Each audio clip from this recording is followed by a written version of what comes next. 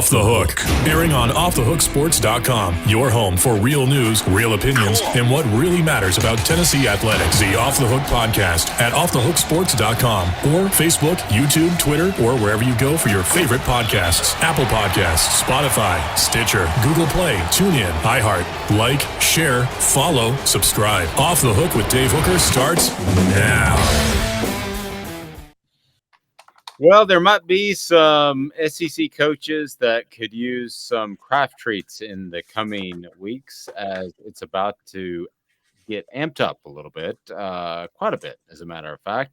This is Chalk Talk brought to you by Craft Treats. Craft Treats has the minor CBD cannabinoids that are in the treats that can take care of your car ride anxiety for your pet, or storm anxiety is a big one. And then if your pet has arthritis, they can definitely help with that as well. Craft Treats, attached to this, you will see a link that will get you a discount at crafttreats.com. So go ahead and check that out. With Chris Landry of LandryFootball.com, we encourage you to like and subscribe to this video. LandryFootball.com is awesome to learn more about the game that we all love. All right, Chris. So when we get into the SEC, we start digging into it. We can talk about week 0. We can talk about Vanderbilt at Hawaii, but I want to talk big picture, and that is just your thoughts on how you see things shaking out. Let's start. I want to get to the SEC East. I want to get to Tennessee, but let's start in the West. It looks to me like Alabama is going to win that division. I would be stunned if they didn't. Give me one reason why they won't. I really can't give you one. Catastrophic injuries at quarterback. I think they are in a position. There's a gap, sizable gap. The consistency of which they play, even if they don't play their best. You look at their schedule, who's going to beat them? I mean, Texas is not. Arkansas, which is a really good team that plays a lot of people well, does not play well against Alabama. I know A&M beat them last year. I don't see that happening this year. Tennessee can cause a stylistic matchup, but not good enough to beat Alabama, Mississippi State as well, LSU, Ole Miss. Auburn plays them well. I would go so far as to say that I'd be very surprised if Alabama lost even one game this year in the regular season. And most of the time under Saban, they've made and won titles with one loss. Right. I can't really come up with one. It could happen on a given day. Last year at this time, I wouldn't have told you that, oh yeah, I think that A&M game is going to be, no, I didn't see that. But I do think that while I am very, very confident, I do think the offensive line and the secondary, while not bad, it has more question marks than maybe you would like on Alabama's level. I still think it's going to be very difficult for anybody to beat them, and we'll see. But I think that they're clearly going to win it because consistently they don't lose. If they lose a game, that's it. Well, there's nobody else in the East, in the West, that's going to, go and beat Alabama and win the rest of their games. There's nobody that is good enough to do that in the West. So I think it's Alabama in I don't know about a route, but I think soundly. Well, and then in the East, Georgia maybe not quite as dominant from a roster perspective, but they're getting that way. They lose a lot, but are they to the point where they have plug-and-play guys in just to keep on rolling like Alabama's been able to do?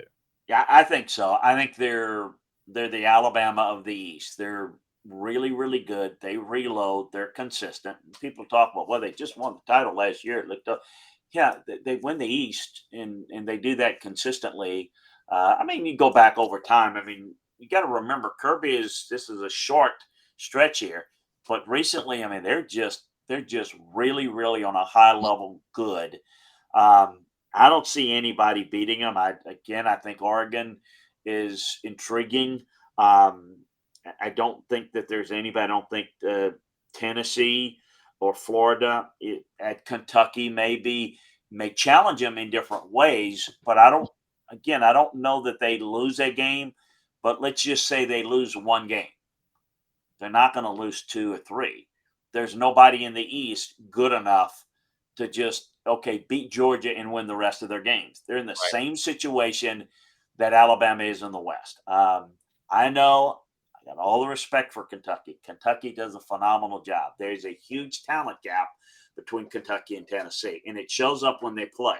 I think Tennessee, stylistically, speed-wise, is a real intriguing matchup that can potentially cause Georgia some problems, but actually it probably cause Alabama more problems in that stylistic matchup than Georgia. Georgia can pound the football right out of Tennessee. Alabama can score with Tennessee in the passing game. So I don't see it, but there's always that one game that circumstances lead to stubbing their toe, and it's an injury that we can't predict or forecast now. But I'll say it again, even if they're 11-1, Georgia wins the East because there's nobody that's going to go 11-1 and beat Georgia. Not Tennessee, not Florida, not Kentucky. They're good, but they're competing for second place, in my view. Unless, again, you have catastrophic injuries that makes Georgia lose 3 games or Alabama lose 3 games, then you could throw some other people in the mix. But I don't see anybody good enough to challenge them if they're at their healthiest or they're near their best. If they don't need their A games, in other words, they can get it done with their B games. Now, if they got to go with their C game, then all of a sudden all bets are off.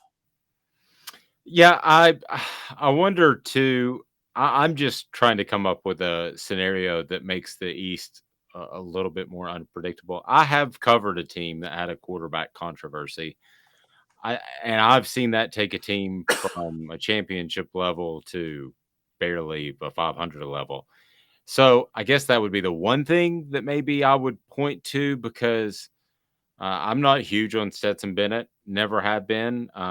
I know he has his title, and that's fantastic, but maybe, possibly, there could be a push from somebody younger there. I don't know. I'm just throwing out straws to see if, Chris, there's any possibility the East gets shaken up this year. Look, it could happen, and it could cost them a game. But again, is it going to cost them 3 games with their defense and their run game? Yeah, I don't. Look, it would not surprise me if Alabama and Georgia are both 11-1 this year. And who's the loss to be? I don't know. It could be, again, be an A&M last year. It could be Georgia. Georgia didn't lose to the SEC championship game. But I'm talking regular. I could see them dropping one, but it's hard to forecast at this point. I just don't think anybody else is. This whole thing. Well, Kentucky's going to go 11-1, or Tennessee's going 11-1, and they're going to beat Georgia. No, they're not. I mean, that's not. I don't see that as real. I mean, Georgia would have to stumble to lose a game. It would be a tremendous amount of obstacles and breaks for a Kentucky or a Tennessee to go 11-1, and same thing for Florida too. I don't see that right now with those teams. All 3 potentially are good. None of them are all that good. And when I hear things like, well, wait till they go to South Carolina week 3, we're going to learn about Georgia. Really? No, I don't really see that. I mean, I think there's a huge gap between Georgia and the rest, just like there is a gap between Alabama and the rest. In fact, I think the gap between Georgia and the rest of the teams in the East this year is probably bigger than the gap between Alabama and the West teams this year. Let me ask you about that's interesting you put it like that, because that leads me to my next question. Just in terms of a roster, 1 to 85, who has the most talent in the SEC? What are the top 5 most talented teams? I have a feeling I know who 1 and 2 are, but after that. Well, it is Alabama, Georgia, Alabama, and we can pick apart the roster and look at it a little bit better here, a little bit better there. There is a big drop after those 2.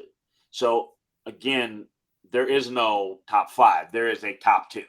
And then there is the rest of it would be, well, it has been at times LSU, and LSU is still pretty good, but I don't think people realize how badly Ed Orgeron messed up that thing to where they're not there yet. Florida is not where they normally are talent-wise because Dan's recruiting. So it probably would, and Auburn is not, what they have been in the past at times. So, and Kentucky's good, but they're not at that level. Tennessee's good at certain spots, but nowhere near that level. So A&M is probably right now would be in that mix along with LSU and Florida. And I do think A&M, you can make a case that they're 3 right now. If I would have put the 5 and, over more than just 1 year, I'd probably put Florida and LSU in that mix. But this year they're both rebuilding along with A&M. And of course, as I said, those are just, teams that are battling it out. There's a smaller gap between 3 and 7 or 8 talent wise than there is between 2 and 3. There's a huge gap between Georgia and Alabama and the rest of them. There's quite a bit.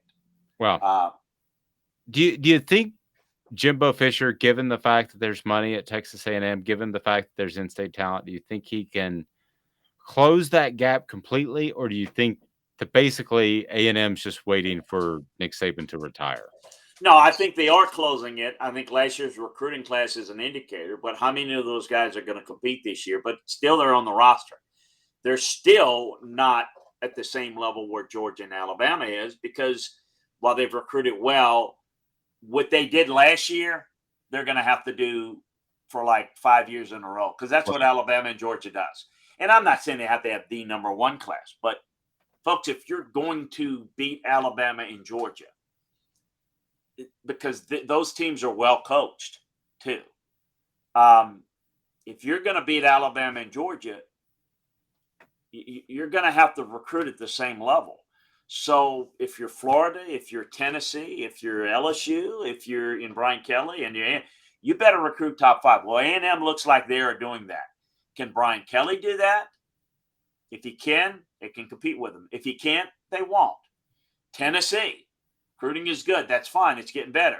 Can Tennessee have a top 5 recruiting class? Can they recruit on the same level as Georgia and Alabama? Don't tell me whether they're 10. That's the highest they've been on. Can they recruit in the top 3? Because if they can't recruit in the top 3 or 4 in the country, Florida, Tennessee, LSU, Auburn, you're not going to beat those teams. You might beat them in a given game at a given time, right, but you're not going to beat them in the standings. It's just it's common sense. So that is the key. And look, you got to coach and develop well too. And I've seen teams that are, look, I mean, Ed Orgeron was an example of, he had great talent and he kind of hit it with a quarterback and he hit it with some good coaches on the staff, but he himself was not that good of a coach and it collapsed. So the sustainability is not there. So Tennessee, LSU's not in a sustainable situation. Brian Kelly's a much better coach. Can you recruit at a top 5 level? Not top 10, top 5, because Alabama, Georgia are. And if they are, and you're not, you're going to be or not come June the season. And that's the way it is. He is Chris Landry. Go to LandryFootball.com. Again, Craft Treats. You can click on the link provided, and your pet will be happy, and so will your wallet. Whether it's anxiety, car ride anxiety, storm anxiety, or if it's arthritis, that is all taken care of by Craft Treats. So enjoy the discount. I enjoyed the conversation with Chris Landry, LandryFootball.com. This is a production of Off the Hook Sports.